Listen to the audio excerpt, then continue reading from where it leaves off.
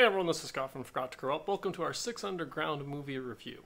I just finished watching the latest Netflix original starring Ryan Reynolds, made by Michael Bay, and I'm just going to be sharing my general thoughts on it. I will try to avoid any spoilers on this one. That being said, it is just an action film. But yeah, so this is a Michael Bay action film starring Ryan Reynolds. 6 Underground refers to that there are 6 members of this team led by Ryan Reynolds' character who are going off to like kind of do some good in the world is the best way to kind of avoid spoiling the main plot.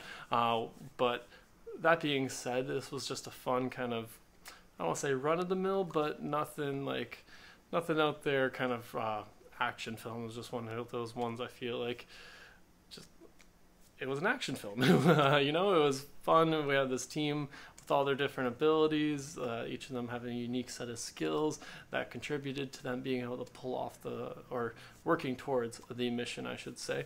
And so, yeah, this was just fun. It was action-packed. It was very Michael Bay, lots of explosions, so many dust clouds and explosions and stuff in this one, lots of gunfights, a couple really cool car chases and stuff like that. So yeah, overall, as an action film, it was really well done. I thought a lot of the CGI I was actually extremely impressed with, and some of the stunt work, them kind of integrating CGI and practical effects, it looked like at points I wasn't sure if they had somebody like running down the side of a building or if it was CGI. So I thought they did a really great job with that, kind of with the visual style, being able to balance those two elements with this very action heavy movie. It's well, obviously it's action heavy, it's an action movie, but yeah, like I said, overall it did kind of fall under an action movie in a sense. I'm trying not to spoil it, and when I say it's an action movie, you kind of can think of some of the basic tropes and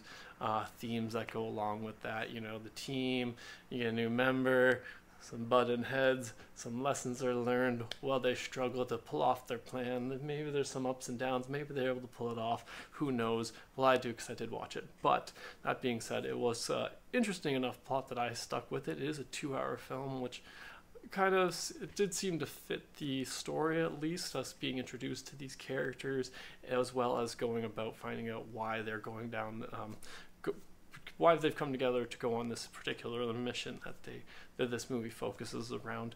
But yeah, so then the characters were pretty interesting. I couldn't tell you most of their names. They are referred to by their numbers. They all have a number, so that's my one defense. But they do all at one point say their names, so I did miss that. But but overall, I felt I got a very A-Team / the Losers vibe. You know, you get this group of kind of misfits together to go do some missions outside,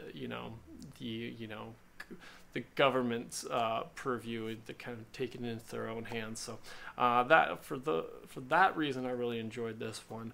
But other than that, it was I don't want to say not memorable, but there wasn't anything in this. There was a couple cool elements that made it unique, a little more unique, but overall, it did feel pretty just nothing special. As kind of mean as that sounds, I don't mean that in a bad way. It falls under that category of, yeah, this was an action film. I watched it. I'll probably maybe never watch it again. Maybe in the distant future. And that's not a knock on it. It's just I saw it. I enjoyed it. And now I'll move on to other things. So with that being said, I would still maybe recommend checking it out if you do enjoy a Michael Bay action film, if you like Ryan Reynolds in an action film. He's the focus of this one for the most part. He's the leader of this team. So if you like those kind of things and you got a Netflix subscription, why not check it out? If you're not the biggest fan of Michael Bay action films, then you might not enjoy this so much.